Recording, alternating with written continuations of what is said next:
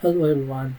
I guess this is the first time I make a video like this, so if it's a bit scuffed, I apologize. In today's video, I want to talk about the future of free-to-plays and being able to clear endgame in the future.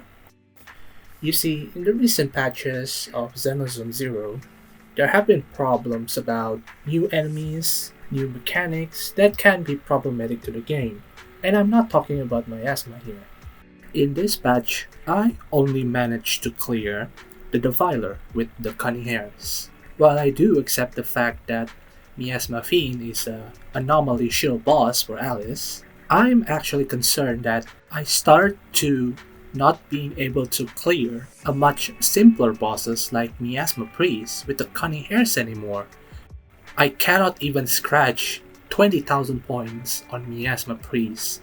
Now, it might be a skill issue on my part, or maybe it's just the shield buffs that the game provides you in this patch.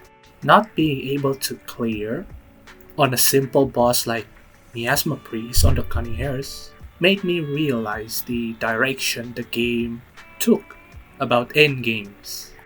Right now, I can only talk about Deadly Assault, but I'm also concerned about tomorrow's Shiyu defense.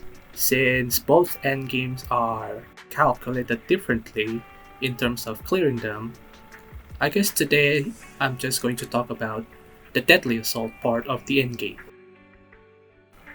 Since 1.0, I've been clearing endgame with the Cunning Hares.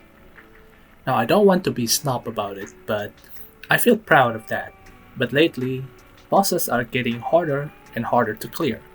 And not just because of the mechanics that the game introduces. It's also about the HP inflation and the abysmal buffs that only shield the banner characters.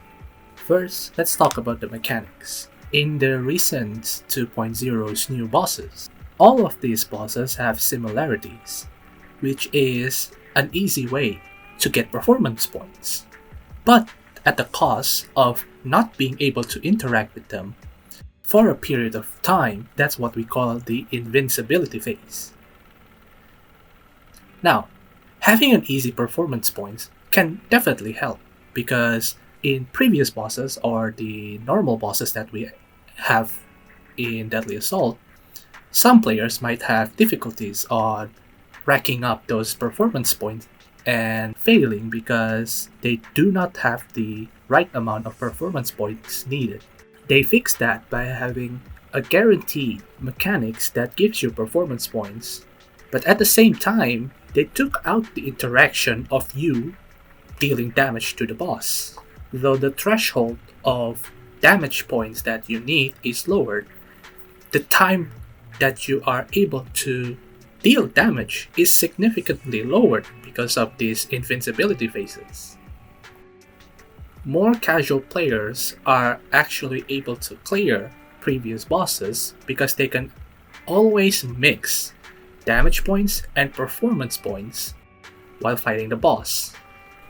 So having easy performance points can be such a double-edged sword. It could help you, but also deter you.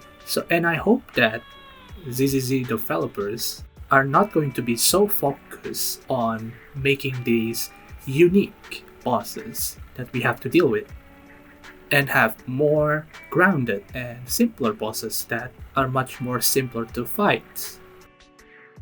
Now, how about HP inflation?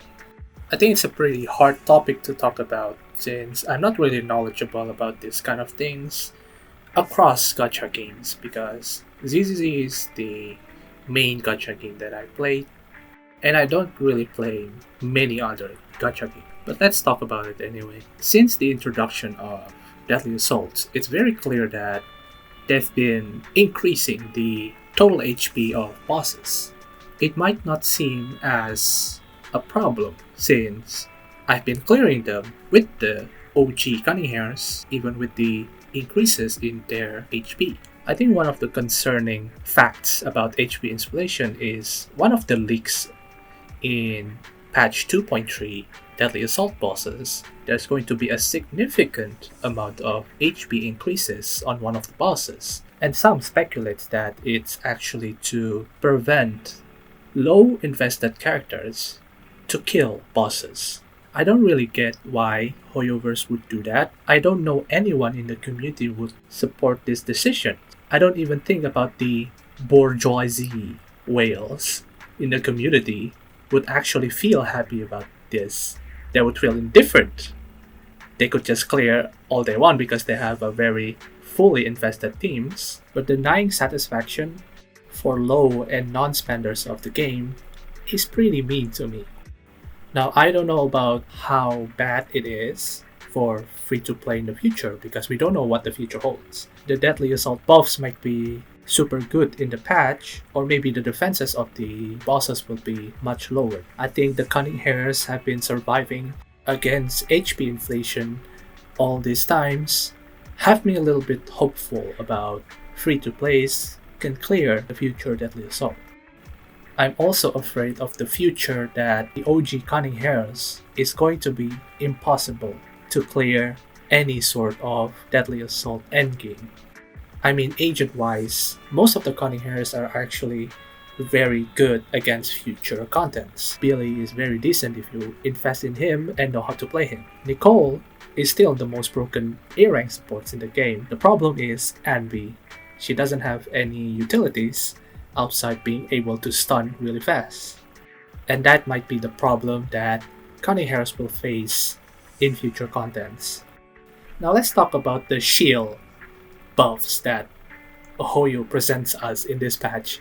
It's kind of like a rant to me because how obvious that this patch is such a seed trigger and sandbee patch. Like, look at this, it's double attackers, electric damage bonus. Like, what do you do with this? You cannot play hyper carries this way. You will have half the buffs, and if you're not an element of electric, you would not get the benefits of the bonus electric damage. It's just terrible. And the other two buffs are the previous banner shield buffs. So it's just, why Hoyo? So yeah, after all this, I think the future might seem a little bit too bad for us, but we don't know what the future holds. There could be improvements or fixes that we might not know in the future, or even buffs. So yeah, I think that's about it about the topic today. Leave your thoughts in the comments below, and I'll see you guys next time.